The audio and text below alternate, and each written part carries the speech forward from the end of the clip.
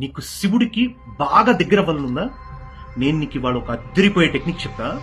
ఆ టెక్నిక్ నువ్వు చూసి వదిలేయకుండా అందరికి ఫార్వర్డ్ చేయాలి. ఇది నీ శివభక్తుడిగా నీ మీద ఉన్న బాధ్యత.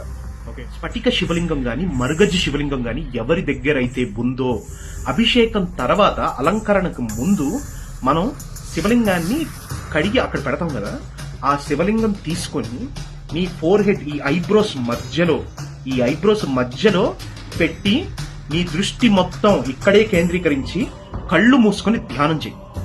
శివుడి భక్తులకి మాత్రమే ఉన్న ఒక స్పెషల్ అడ్వాంటేజ్ ఏంటో చెప్పనా?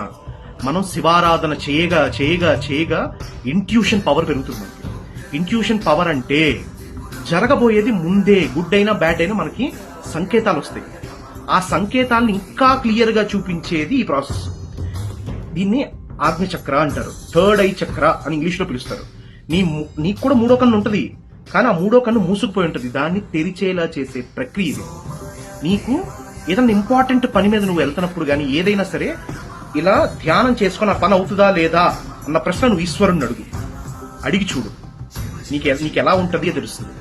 అర్థమైందా? ఇది చాలా పవర్ఫుల్ టెక్నిక్. దీన్ని మీరు ట్రై చేసి చూడండి, షాక్ అవుతారు. ఈ వీడియో మీదే మళ్ళీ వచ్చి కామెంట్ పెట్టాలి మీరు. ఓకే, ఈ వీడియో ఎత్తుకొని వచ్చి మళ్ళీ కింద కామెంట్ పెట్టాలి. ఒకటి, గ్లాస్ శివలింగాలు వాటికి ఈ టెక్నిక్ వర్కౌట్ కాదు. స్ఫటికం లేదా మరగజ్ శివలింగంతో చేసి చూడండి. ఈ ప్రక్రియ తర్వాత నుంచి జీవితం ఇంకా చాలా అద్భుతంగా మారుతుంది. నీకు మాట్లాడు ఆయనతో, ఇట్లా ఈ ధ్యానం చేస్తాం, మాట్లాడు. నీకు సమాధానాలు వస్తాయి, నీకు పాజిటివిటీ వస్తుంది. కొన్నిసార్లు నువ్వు నష్టాల నుంచి కూడా తప్పించుకునే ఛాన్స్ ఉంటుంది. అండ్ మెడిటేషన్ చాలా పవర్ఫుల్ ప్రక్రియ.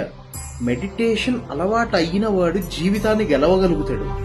అలాంటి మెడిటేషన్ లో ఒక అద్భుతమైన టెక్నిక్ ఇది. మీరైతే ఇమీడియట్ గా ఇది చేసి చూడండి. హర హర మహాదేవ్.